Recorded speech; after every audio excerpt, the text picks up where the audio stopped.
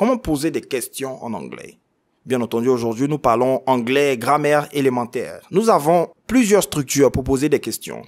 Mais dans l'ordre, on a d'abord ce qu'on appelle les question words. C'est ce qu'on a vu tout à l'heure, les how, what, why, where, and etc. Donc, s'il y en a dans la phrase, si vous avez besoin d'apporter une certaine précision à votre question, alors vous allez d'abord utiliser le question word. Mais on peut poser des questions sans question word. Dans ce cas, la question va commencer par un auxiliaire, typiquement. Donc, on peut dire « What's the time? What's the date today? » Mais par contre, on peut dire aussi « Are you okay? » Quelle est la règle qui se cache derrière ça? How, on a usually, on a always, et ensuite on a often. Do you play football? Qu'est-ce que cette question signifie? Combien de fois? C'est ça l'idée au fait. Donc, à quelle fréquence joues-tu au football?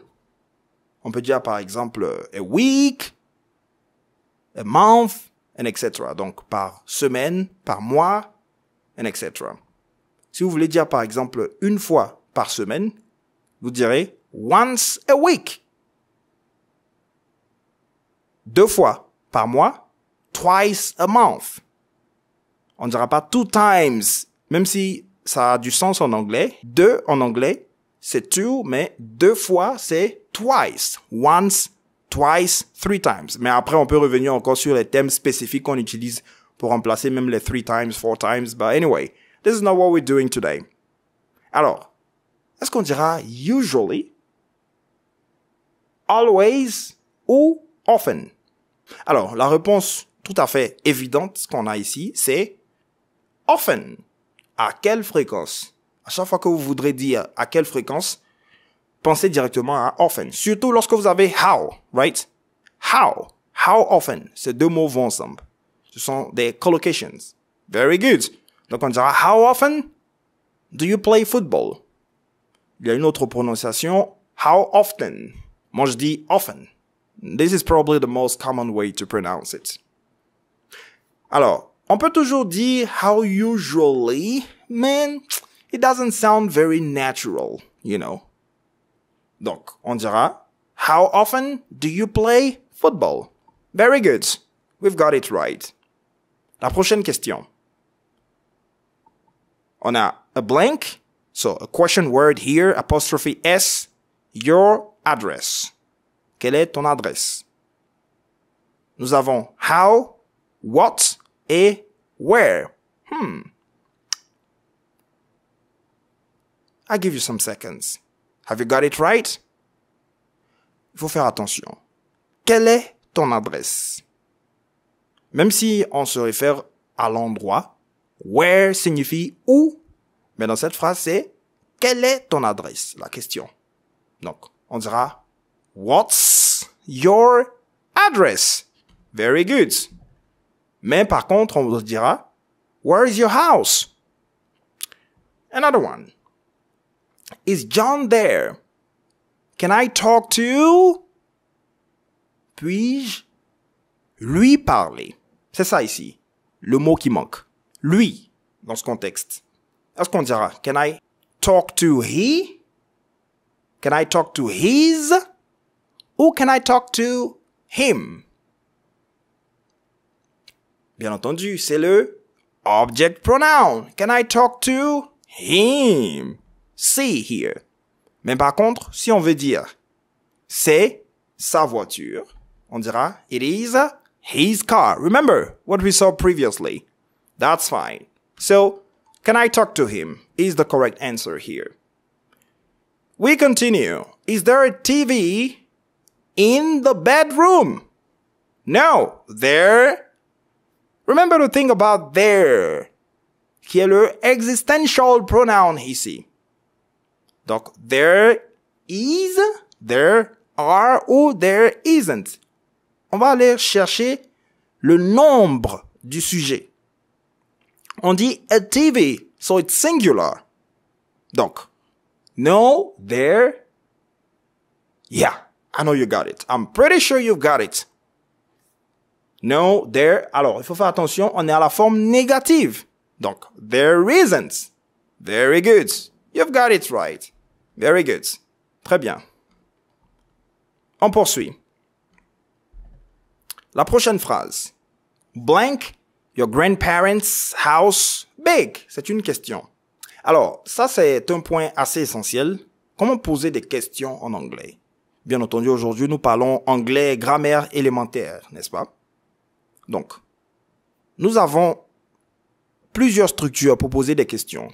Mais dans l'ordre, on a d'abord ce qu'on appelle les question words. C'est ce qu'on a vu tout à l'heure, les how, what, why, where, and etc.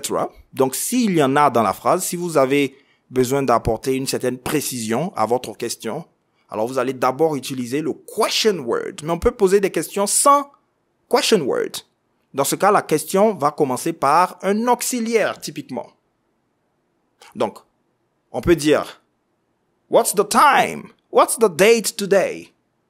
Mais par contre, on peut dire aussi, are you okay? Quelle est la règle qui se cache derrière ça?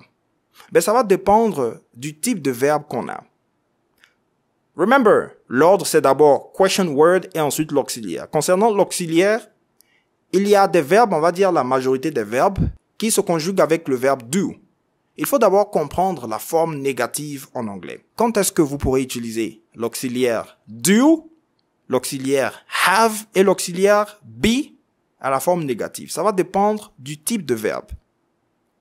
Le cas le plus fréquent, c'est le cas de la grande majorité des verbes dont la forme négative va se constituer avec le verbe do, ou si vous voulez l'auxiliaire do.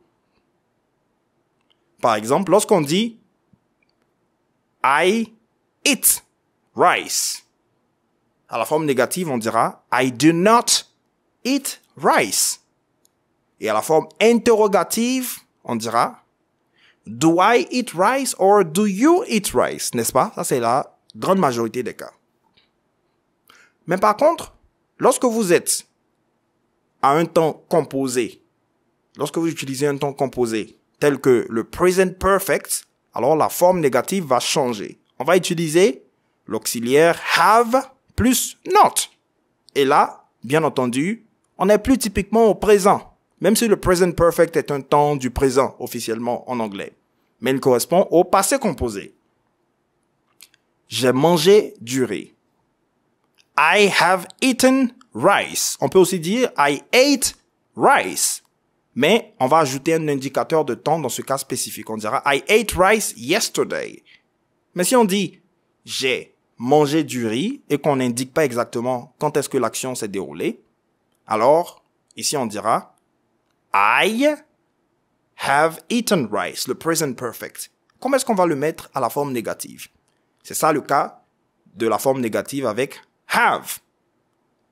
I haven't eaten rice. Donc c'est have not ou has not lorsqu'on a la troisième personne du singulier, n'est-ce pas? Mais nous avons un troisième cas dans lequel la phrase contient l'auxiliaire be.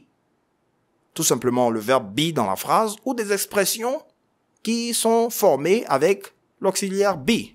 Lorsqu'on dit par exemple to be sick, be est le verbe de la phrase. Donc, la forme négative se fera avec l'auxiliaire be. On dira I am sick, I am not sick. Quelle est la question?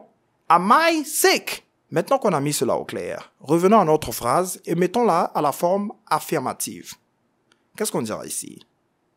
Your grandparents' house is big. Ah, we've got it. To be is big. Donc, nous avons une phrase dans laquelle on a l'auxiliaire be. De ce fait, la forme négative aura une structure particulière ainsi que la forme interrogative.